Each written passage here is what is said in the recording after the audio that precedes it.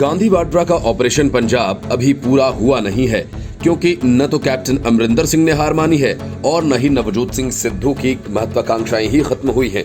सिद्धू सिर्फ प्रदेश अध्यक्ष पद से संतुष्ट नहीं है और न ही कैप्टन ने अपने रिटायरमेंट की तैयारी शुरू की है। दोनों के बीच सबसे बड़ा पेंच सीएम कैंडिडेट बनने का है। सोनिया गांधी को अभी ये तय करना है कि पंजाब कांग्रेस किसके चेहरे को आगे कर चुनावी मैदान में उतरेगी, क्योंकि पंजाब की लड़ाई अब दो चेहरों के बीच फंसी है। कांग्रेस का चुनावी चेहरा कैप्टन अमरिंदर सिंह होंगे या फिर नवजोत सिंह सिद्धू।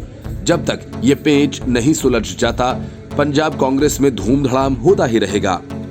पिछले दिनों एक दूसरे के गले लगकर सिद्धू और कैप्टन ने जो तस्वीर दिखाई, वह सब बस देखने के ही लिए था और ये संदेश देने के लिए कि अब सारे मामले सुलझ गए हैं। लेकिन पंजाब के प्रभारी हरीश रावत ने कुछ ऐसा कह दिया कि कैप्टन और सिद्धू के विवाद का असली चेहरा सबके सामने आ गया। हरीश रावत ने खुद स्वीकार किया है कि अभी भी कुछ ऐसे मुद्दे हैं जिनका समाधान होना बाकी है। रावत उस 3 सदस्यीय टीम का नेतृत्व भी कर रहे हैं जिन्हें सोनिया गांधी ने कैप्टन सिद्धू विवाद को सुलझाने की जिम्मेदारी दी है। रावत ने आगे कहा कि हम ये नहीं कहते कि सारे विवाद सुलझ गए हैं, हम एक डायनामिक पार्टी हैं। पंजाब के सीनियर नेता के साथ साथ कैप्टन और सिद्धू खुद इस बात को जानते हैं कि 2022 चुनाव के लिए सबको साथ मिलकर चलने की जरूरत है। इस चुनाव को जीतने के लिए इतिहास ने हमें बड़ी जिम्मेदारी दी है। रावत विवाद को कम करने के लिए कैप्टन सिद्धू की तारीफ भी करते हैं। उन्होंने कैप्टन की उदारता और अपने प्रतिद्वंदी को आशीर्वाद देने के लिए और सिद्धू की तत्परता को धन्यवाद भी किया। रावत ने कहा कि वो आशा करते हैं कि आगे भी भविष्य ऐसा हो। रावत कहते हैं कि हमारा उद्देश्य 2022 का पंजाब चुनाव है, क्योंकि हम चाहते हैं फ्रंट से कोई लीड करे, जिसमें सिद्धू की आक्रामकता जरूरी है। हमें कैप्टन अमरिंदर सिंह के अनुभव की भी जरूरत है। सिद्धू के सीएम कैंडिडेट के सवाल पर रावत ने इस फैसले को सीधे हाईकमान के लिए छोड़ दिया। रावत ने कहा कि इस पर हाईकमान फैसला लेगा, इसके लिए और भी उम्मीदवार हो सकते हैं। चुनाव के बाद मुख्यमंत्री पर फैसला लेने का सिस्टम है, हाईकमान इस पर तय करेगा और वही हम सभी को स्वीकार होगा। मतलब साफ है कि कांग्रेस न तो कैप्टन को सीएम कैंडिडेट घोषित करना चाहती है और न सिद्धू को। कांग्रेस की कोशिश जैसे तैसे चुनाव निपटाने की है और इस दौरान दोनों के बीच विवाद को रोक कर रखना है। लेकिन कैप्टन जितनी आसानी से सिद्धू को प्रदेश अध्यक्ष बनाए जाने पर तैयार हो गए, उससे जाहिर है कि वे सीएम कैंडिडेट बनना चाहते हैं, लेकिन कांग्रेस ऐसा कर नहीं रही है। यहीं और इसी सवाल पर पेंच फंसा हुआ है। पंजाब कांग्रेस में कैप्टन सिद्धू विवाद पिछले चुनाव के बाद से ही शुरू हो गया था। जब प्रदेश में कांग्रेस की सरकार बनने के बाद से ही सिद्धू लगभग अलग थलग दिख रहे थे। मंत्री बने, लेकिन मनपसंद विभाग नहीं मिलने की वजह से 2 साल बाद इस्तीफा दे दिया। इसके बाद से कई ऐसे मौके आए जब नवजोत सिंह सिद्धू ने सार्वजनिक मंच से कैप्टन सरकार की आलोचना की। इन आलोचनाओं और पार्टी में बड़ी भूमिका की मांग ने कैप्टन सिद्धू विवाद को और बढ़ा दिया। आलाकमान से कई मुलाकातों के बाद जब सिद्धू को पंजाब कांग्रेस की कमान मिली, तो कैप्टन की ओर से आलोचनाओं के लिए सार्वजनिक रूप से माफी की मांग की गई। हालांकि अभी तक सिद्धू ने माफी तो नहीं मांगी है, लेकिन ताजपोशी के दिन कैप्टन सिद्धू की मुस्कुराती तस्वीर अब पंजाब कांग्रेस में शांति का दावा कर रही है। हालांकि इस तस्वीर को अभी भी कुछ लोग फोटोशॉप ही मानते हैं। फिलहाल हरीश रावत इन दोनों के बीच विवाद सुलझाने की कोशिश कर रहे हैं, जिसकी जिम्मेदारी खुद कांग्रेस की कार्यकारी अध्यक्ष सोनिया गांधी की तरफ से मिली है। Report, news of India. Rakesh Tikait और उनके चेले चपाटे 26 जनवरी की तरह 15 अगस्त को फिर से ट्रैक्टर रैली निकालने की तैयारी कर रहे हैं, लेकिन कांग्रेस के सांसद राहुल गांधी ने तो जुलाई में ही कारनामा कर दिया। सियासी स्टंट करने के लिए राहुल गांधी ने सोनीपत के एक कांग्रेसी कार्यकर्ता के ट्रैक्टर को मंगवाया। ट्रैक्टर को ट्रक में छिपाकर लाया गया। रास्ते में कहीं पुलिस किसी तरह की पड़ताल न करे, इसके लिए एक सांसद का पोस्टर तैयार करवाया गया, जिसमें ये लिखा था कि ट्रक में सांसद का सामान है। फिर ट्रक आसानी से वीआईपी एरिया में घुस गया और ट्रैक्टर को छिपा कर रखा गया और फिर रणदीप सिंह सुरजेवाला, प्रताप सिंह बाजवा और दूसरे नेताओं के साथ ट्रैक्टर पर सवार होकर राहुल गांधी संसद भवन के पास आ धमके। हालांकि पुलिस ने ट्रैक्टर को जब्त कर लिया है। नेताओं को गिरफ्तार करने के बाद छोड़ दिया गया, लेकिन सवाल यह है कि ट्रैक्टर स्टंट करने के लिए राहुल गांधी को इतनी साजिश क्यों रचनी पड़ी। ये सब करने से सिर्फ सुर्खियां बनी और कांग्रेस की फजीहत हुई। राहुल गांधी की इस हरकत पर केंद्रीय कृषि मंत्री नरेंद्र सिंह तोमर ने तीखा हमला किया। उन्होंने राहुल गांधी की समझ पर भी सवाल उठाए और आदतें बदलने की सीख देते हुए कहा कि इनके चलते ही वह कांग्रेस में भी सर्वमान्य नेता नहीं रहे हैं। कांग्रेस के पूर्व अध्यक्ष राहुल गांधी को ट्रैक्टर चलाकर संसद आते देख हंगामा मच गया। 3 केंद्रीय कृषि कानूनों के विरोध में वह ट्रैक्टर चलाकर संसद भवन परिसर के गेट तक पहुंचे।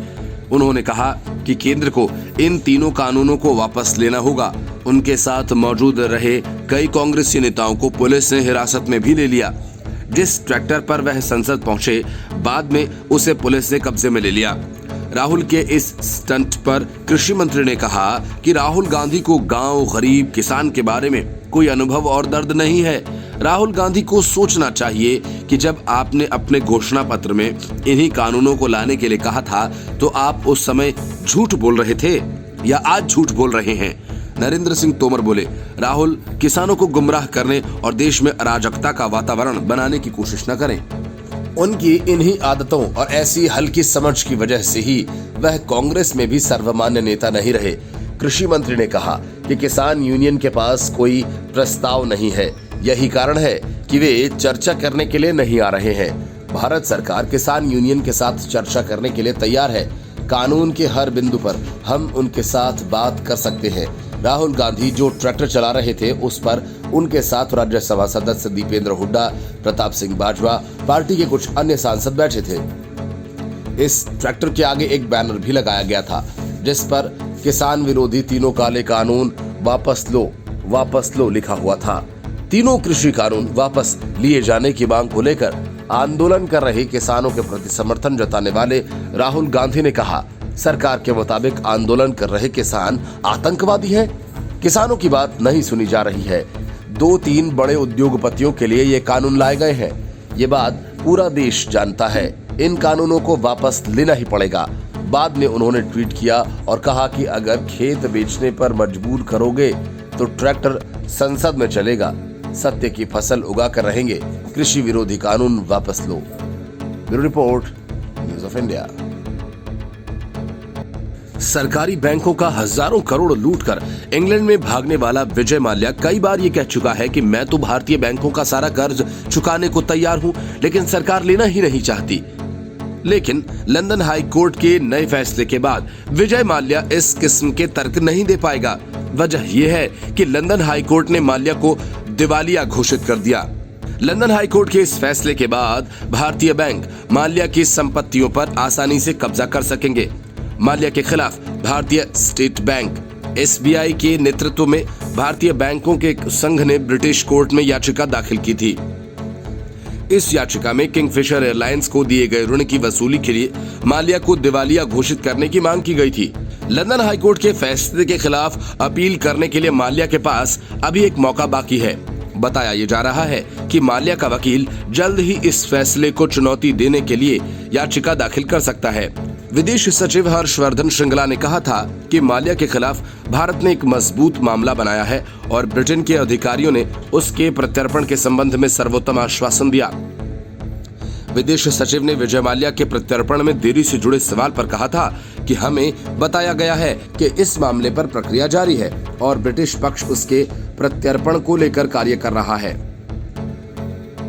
उन्होंने कहा था कि भारत में आर्थिक अपराधों में वांछित माल्या के पास देश का काफी धन है, जिसे उसे लौटाना ही होगा। विजय माल्या को कर्ज देने वाले बैंकों ने उसके शेयर बेचकर 792.12 करोड़ रुपए हासिल किए थे।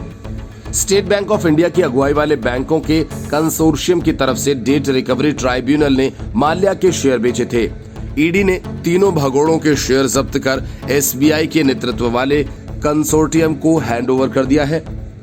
इससे बैंकों का हजारों करोड़ रुपया लेकर विदेश फरार होने वाले विजय माल्या को तगड़ा झटका लगा है। Report, news of India. Mamata Banerjee से लेकर राहुल गांधी तक सब अपना अपना दांव चल रहे हैं, लेकिन सबकी नजरें विपक्ष की तरफ से सर्वमान्य पीएम कैंडिडेट घोषित होने पर टिकी हैं। बंगाल में तीसरी बार चुनाव जीतने के बाद ममता बनर्जी ने विपक्षी पार्टियों से सिलसिले में बातचीत शुरू कर दी है। इसके पहले शरद पवार दिल्ली आकर कुछ इसी तरह का खेल कर गए थे। राहुल गांधी तो जमाने से पीएम इन वेटिंग है, लेकिन दिलचस्प ये है कि ममता बनर्जी के दिल्ली पहुंचते ही संजय राउत ने ऐसा सुर्रा छोड़ा कि ममता बनर्जी का सारा मजा ही किरकिरा कर दिया। संजय राउत ने कहा कि महाराष्ट्र के सीएम उद्धव ठाकरे देश का नेतृत्व करने के लिए बेहतरीन नेता हैं। अब सवाल यह है कि विपक्ष की तरफ से ऐसा कौन सा चेहरा होगा जिस पर सभी पार्टियां एक मत हो जाएं।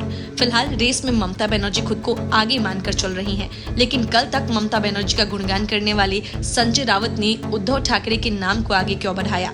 विपक्ष की सियासत का एक चेहरा संजय राउत के बयान के पीछे छुपा हो सकता है। माना जा रहा है कि संजय राउत ने यह बयान शरद पवार के इशारे पर दिया हो, जो आसानी से ममता बनर्जी को अपना नेता मानने से रहे। कांग्रेस, टीएमसी, एनसीपी और शिवसेना के बीच शह मात का खेल आगे भी जारी रहेगा। कोई आश्चर्य नहीं होना चाहिए कि इस रेस में अखिलेश या फिर मायावती भी शामिल हो जाएं।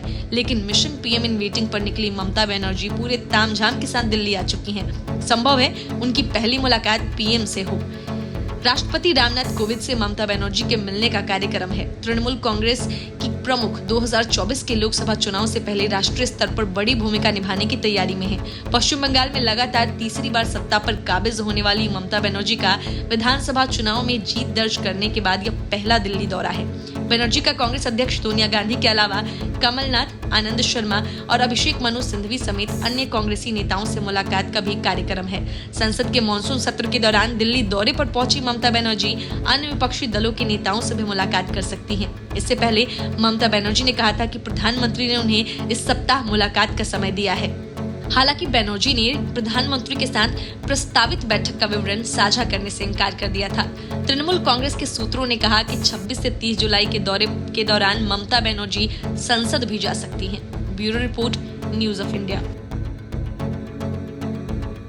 कैप्टन अमरिंदर सिंह ने दूर की सोचते हुए किसानों को पंजाब से हटाकर दिल्ली की सीमाओं पर बिठा दिया और उनके गुस्से के निशाने पर बीजेपी को खड़ा कर दिया। ऐसा करके विधानसभा चुनाव की पहली बाजी तो वे जीत गए, लेकिन नवजोत सिंह सिद्धू ने प्रदेश अध्यक्ष बनते ही ऐसा काम कर दिया कि अब किसान उनके पीछे पड़ गए। प्रदेश अध्यक्ष का पद और फिर पाकिस्तान से मिली बधाइयों से सिद्धू हवा में इतना उड़ने लगे कि उन्होंने बैठे बिठाए किसानों को नाराज कर दिया। अब कांग्रेस के अंदर खाने से इस बात की चर्चा तेज हो गई है कि सिद्धू की वजह से पार्टी को चुनाव में लेने के देने ना पड़ जाए। असल में नवजोत सिंह सिद्धू ने किसानों को लेकर एक टिप्पणी कर डाली। उन्होंने कह डाला कि प्यासा ही कुएं के पास जाता है, कुआं नहीं, मतलब कि सिद्धू कुआं है और प्यासे किसान।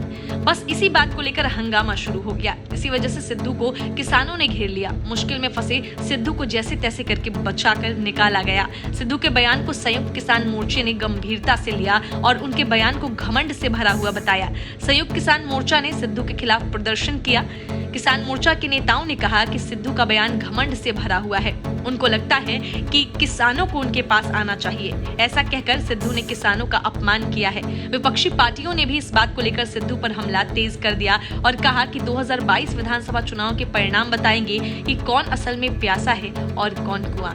संयुक्त किसान मोर्चा के अलावा विपक्षी पार्टियों ने भी सिद्धू पर निशाना साधा है। सिद्धू ने मुफ्त में अकाली दल और आम आदमी पार्टी को कांग्रेस पर हमला करने का बड़ा मौका दे दिया। इसके पीछे उनका बड़बोलापन और अनुभवहीनता है, जिससे कांग्रेस को आगे और मुसीबतों का सामना करना पड़ेगा। शिरोमणि अकाली दल का कहना है कि सिद्धू का बयान बताता है कि वो अपने वर्तमान पद के नशे में किस कदर चूर हैं। सिद्धू ने अपने बयान को लेकर सफाई भी पेश की है। उन्होंने कहा कि उनके बयान को गलत तरीके से पेश किया गया है। साथ ही साथ सिद्धू ने नंगे पैर जाकर किसान संगठनों से मिलने की बात कही। इससे पहले 21 जुलाई लुधियाना में किसानों ने सिद्धू के सामने प्रदर्शन किया था।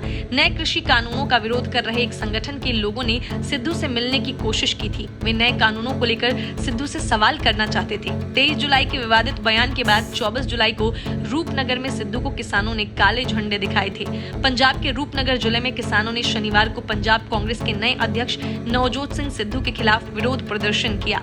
सिद्धू कैबिनेट मंत्री चरणजीत सिंह चन्नी सहित कांग्रेस पदाधिकारियों से मिलने के लिए जिले के चमकौर साहिब और मोरिंडा क्षेत्र में गए थे। चमकौर साहिब में किसानों ने उनके खिलाफ नारेबाजी की और काले झंडे लहराए। वे किसानों के संदर्भ में सिद्धू के दिए उस बयान का विरोध कर रहे थे।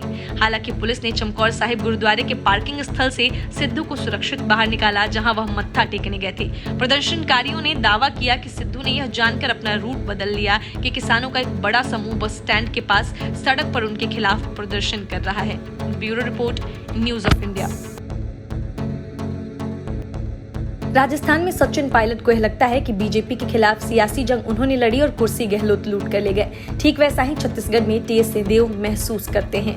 नतीजा यह है कि छत्तीसगढ़ में दोनों की तलवारें तनी हुई हैं और बीच में सीएम की कुर्सी है। ये तो पहले से ही जारी था, लेकिन बघेल गुट के विधायक बृहस्पति सिंह से सिंहदेव पर जानलेवा हमला करवाने का आरोप लगाकर नया बवाल शुरू कर दिया। विधायक के इस आरोप से सिंहदेव इतने नाराज हुए कि वे सदन से वॉकआउट कर गए।